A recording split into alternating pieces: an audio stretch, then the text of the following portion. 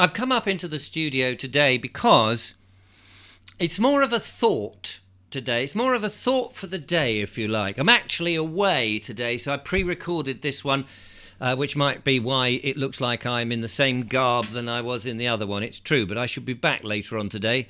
So, but I haven't had a chance to put together a video. But somebody sent me something in which got me thinking, and I wanted to share it with you today, and I hope you will enjoy it as much as it sent a chill down my spine. Are you awake to what is going on? You may be one of these viewers who's come here for the very first time and thought, you know, it's interesting bloke, that bald chap, but what he's talking about, it's all conspiracy theory, isn't it? It's all rubbish, isn't it? It's all made up. It's this far-right nonsense. None of this is true, that you've believed the government, you've believed authority, and some of the things perhaps you're not happy with, but, you know, that's life, isn't it? That's the democracy that we're in. Maybe you're one of these people who are used to a government that dictates to you how things will be. Maybe you're used to an authority that decides to mandate things which maybe we've never done in the past, you know, with certain medical interventions. Well, that might be the true case. It's certainly not true with me. And when we went through that very strange time, you know, 3 years ago, and people were locked in their houses, and we thought, well, this is a bit unusual, not had this before, but maybe, you know, we're all doing our thing. The government, it seemed to be behind us, was very strongly suggesting that we do stuff, and it was sort of very frightening in the way that they put that across, if you remember. It was quite scary. We saw how the police managed to get a bit overzealous, did they not, arresting little old ladies? I mean, it does seem, you know, but of course those little old ladies were in fact terrorists. I mean, effectively, because they were out there sitting down on a park bench having a cup of coffee, or younger people wandering along the Peak District in the middle of nowhere where no one was around, with the potential of having the virus inside them. And we were told, imagine that you are carriers. And so that they were lethal, weren't they? So, of course, they had to be taken down and frog-marched home as soon as possible, if not arrested and put in prison and things like that, and fined left, right and centre. I mean, to me, that was a little bit over-egging the pudding a little bit. But anyway, never mind all that.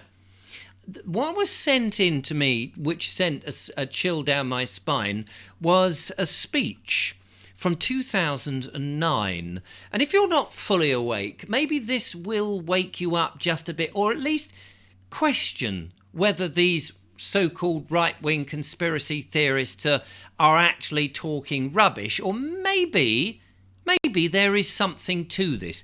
I want to show you this speech, okay? So now this was a speech by Henry Kissinger to the World Health Organization Council. We've heard about the WHO a number of times.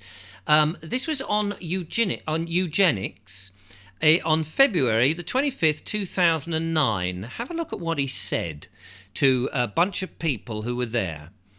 He said, once the herd accepts mandatory forcible vaccination, it's game over. They will accept anything. Forcible blood or organ donation for the greater good. We can genetically modify children and sterilize them for the greater good. Control sheep minds and you control the herd. Vaccine makers stand to make billions, and many of you in this room today are investors. It's a big win-win. We thin out the herd, and the herd pays us for providing extermination services. Now, what's for lunch? He said this, apparently, to a room of investors in 2009. We know what happened in 2020.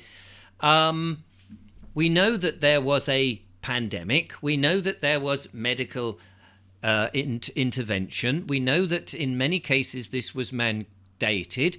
We know that there have been strange side effects, to put it at the least. We know that there is a problem with fertility as a result of this mandation of this rather unusual substance. We don't really know what's in it. There's a lot of theorizing about snake venom and graphene and various other things in it. And we know that people are flopping onto the ground and their heart has stopped beating as a result of this. And this is where it's just so shuddering. As he says, once the herds accept mandatory forcible vaccination, it's game over.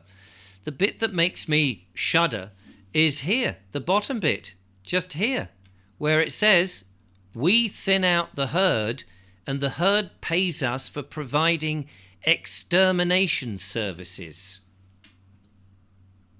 Isn't that rather creepy and worrying? I mean, maybe it has no connection to what happened in the last 3 years. Maybe it has no connection to the people that seem to have been hurt and the problems with the blood in certain people, in which they're getting these whatever you call them, the blots. There's a technical term that's now, as I'm recording, escaped.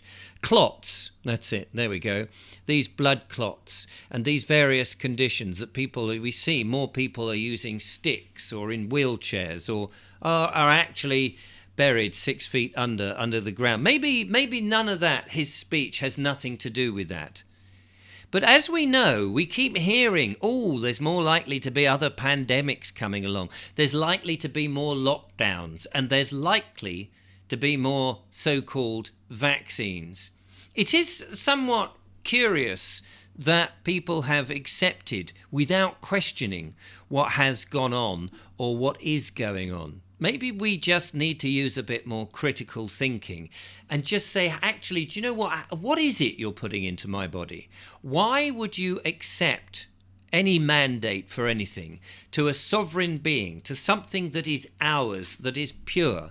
Why are we listening to mainstream media and government authority telling us that the human immune system that has been working ever since man crawled out of the primeval swamp extremely well? I mean, clearly it has, otherwise we would not be here now.